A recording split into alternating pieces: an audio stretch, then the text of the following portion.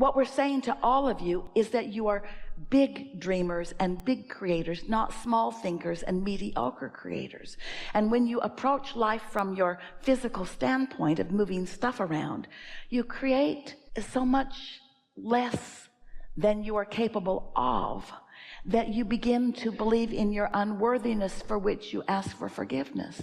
On the other hand, if you're dreaming and allowing yourself to hook in to the dreaming that your inner being has already accomplished on your behalf, then in your full connection, there is no unworthiness. There is no need for forgiveness. There is wholeness and clarity that just leads to one great idea and one great experience after another. Our favorite seminars are the ones that are slow going. And the reason that we like them so much is because we're moving into new territory. And the reason that we're moving into new clarification is because you ask for it. And the reason that you ask for it is because you've been living a sort of feeling that life should be moving faster for you, and that you should be having more fun that you're having, and that it should be easier to understand. You are the creator of your own reality. But if you're like most humans, you've been going about it in a rather physical, conventional way, where you're counting on action, you're counting on effort, you believe in sacrifice and trying hard, and you believe in competition, and you're aware of where you stand in relationships to others, and in all of that, you're doing just fine. Most people who look at you are thinking that you're doing all right, and you've developed some attitudes of feeling proud of yourself, and that's all good. And with all of that said, you are still dreaming far beyond your current ability to reach it. And that is causing discord within you, because you want more than you're letting in. And we can talk all day about applying more action, or about giving something more time, about moving up the emotional scale, about finding processes that make you feel better. We talk a lot, we do talk all day about reaching for the thought that feels the best, because we know that the thought that feels the best is the thought with least resistance, and the thought with least resistance is the thought that has most power. But today, you've moved by the power of your desire into something that we don't encourage very often. We witness it from time to time, and it's what you would call a sort of quantum leap. And a quantum leap happens when there are enough people who are focused upon something that they desire in an atmosphere of lots of non-physical focus, so that there's enough shifting. It's also called a paradigm shift. When there's enough shifting in the energy to make a real difference in the way you stand, so that your point of attraction is shifted enough that you will begin to see results that will make you believe. We would like it if we could offer enough clarity of knowing, and Esther could match up with enough words, and we could reach out into the audience and find enough demonstrators of conversation that it would be really easy for you to make that shift just based upon what happened today. In other words, wouldn't it be nice if we could just know it so much and speak it so clearly that you could hear it and know it too, and go off and perform the joyous life experience that you want to live? But that's not how it works, because words don't teach. It's only life experience that teaches. And so instead, what we do is offer words, and maybe enough of them that you find resonance with what you've already lived. And then from the conversation that we have, you take away with it a decision that you've never made before. A decision that's a strong enough decision that the decision will stand even in the face of the other things that you're usually living. A decision to reach for a thought, any thought that feels good, and to embrace it long enough that it blooms into something that is more. We've been saying to you for a while that when you watch someone like Esther standing on a stage and speaking with clarity and certainty, she certainly appears to believe what she's saying, that often you might go away as members of an audience thinking, well, that's someone who certainly has a philosophy of life, and that person certainly does believe it, and I got some tips from it that maybe I can apply. But as far as any real practical movement in your energy, not a whole lot happens with a conversation. It's in a room like this on a day like today. But if one of the things that you heard was, when you meditate, you stop thought. And when you stop thought, you stop resistance. And when resistance stops, your vibration rises. And when your vibration rises, you find vibrational equivalency with your inner being. If that thought captivated you enough that you decide that you're going to set some time aside every day to quiet your mind, and you quiet your mind, and you get to that sort of detached place, and nothing earth-shattering happens during your meditation, except that you got sort of numb and didn't try hard and didn't have any thoughts. And then as you came out of meditation, maybe something occurs to you that feels like something that you want to do.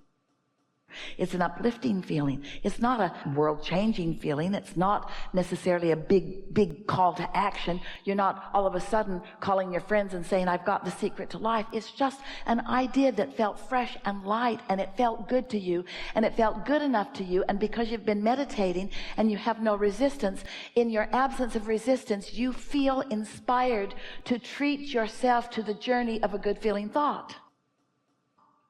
So you give yourself permission to follow this thought out a little further, rather than go back to work like you think you should, or rather than go mow the lawn like somebody expects you to, or rather than go do something that somebody else is expecting you to do. Instead, you follow the impulse of this good feeling thought. And in following the impulse of this good feeling thought, it leads to something that for sure you knew was also another good feeling thought, until you followed the thread, you followed the trend, you followed the stream of good feeling thoughts right into a manifestation of something that you've been wanting for a while. And then from that experience, you say, I get it. I now have the understanding of how this all works. Life caused me to do step one. I ask. Contrast keeps me asking all over the place. And when I ask, I activate the end of the stick of what I don't want, and I also activate the end of the stick of what I do want, and the activation of the end of the stick of what I do want becomes my vibrational reality, my vortex of creation. And little by little, through my step one-ing, I have created a magnificent creation. And now, my inner being and all that is standing right smack dab in the middle of my vibrational reality, performing step two. I ask, they are giving. Because they know the path to everything. They know where you stand in relationship to everything that you want. They know what resistance you've sprinkled along the trail, and they are not mad at you for sprinkling resistance along your trail. They know where it is, and they know how to guide you around it. They know what thought to offer to you that will give you an impulse to go over there, and then what thought to offer to you to give you an impulse to go over there. So step one is done, and so is step two. Step three is you meditated yourself into step three.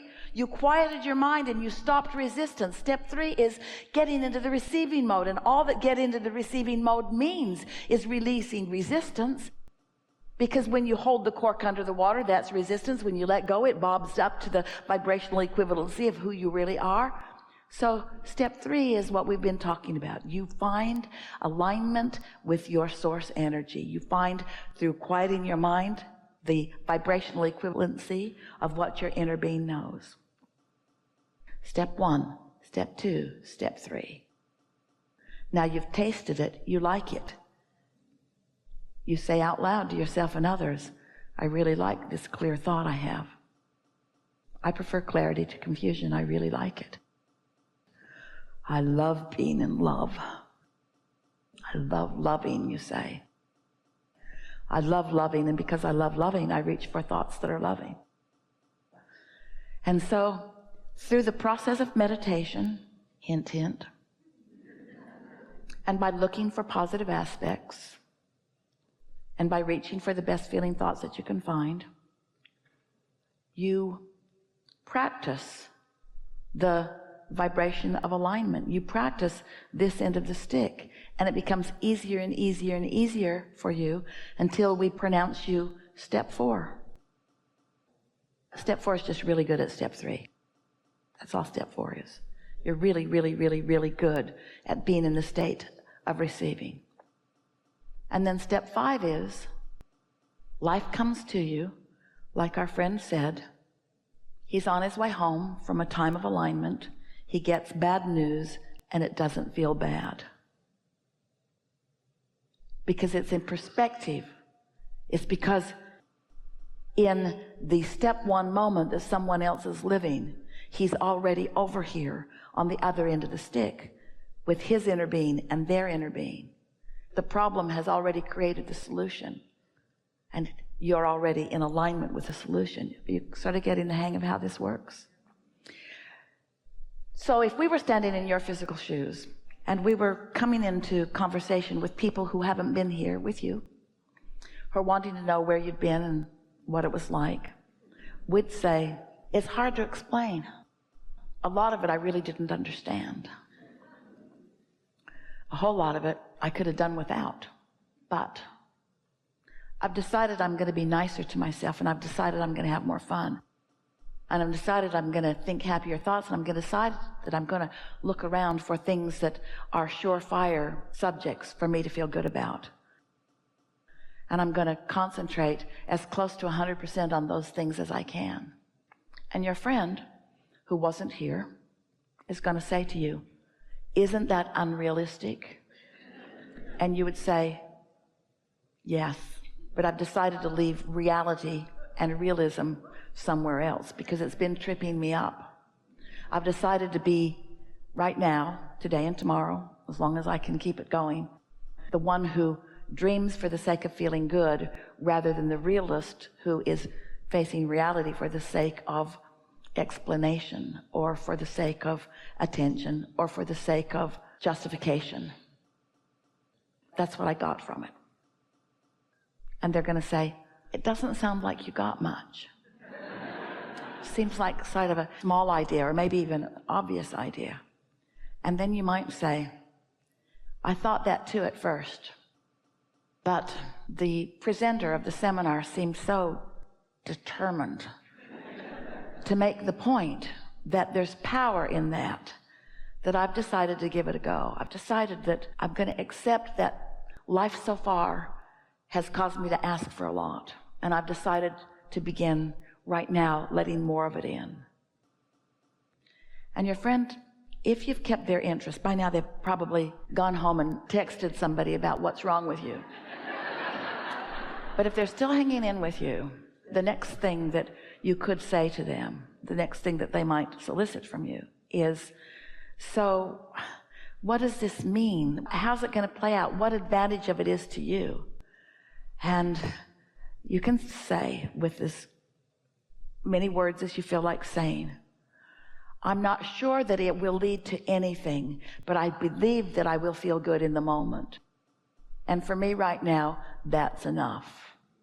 I've decided to stop trying and efforting to make something happen. I've decided to accept my worthiness and my blessedness. I've decided to accept that I stand in a place where good things are flowing to me. And I've decided that as hard as I've been trying, I haven't been letting enough of them in. And so I've decided to take a different approach. I've decided to just take maybe the easy way. I've decided to stop fussing about it and worrying about it and trying so hard. And I've decided to just give it all the fun and ease and laughter and lightheartedness that I can muster. That's my plan. That's what I took away from the gathering. And they'll say to you, are you ever going to go back to one of those meetings? And here's what we want you to say to them. I never have to go to another meeting because I've got it. There is great love here for you. And for now, we are complete.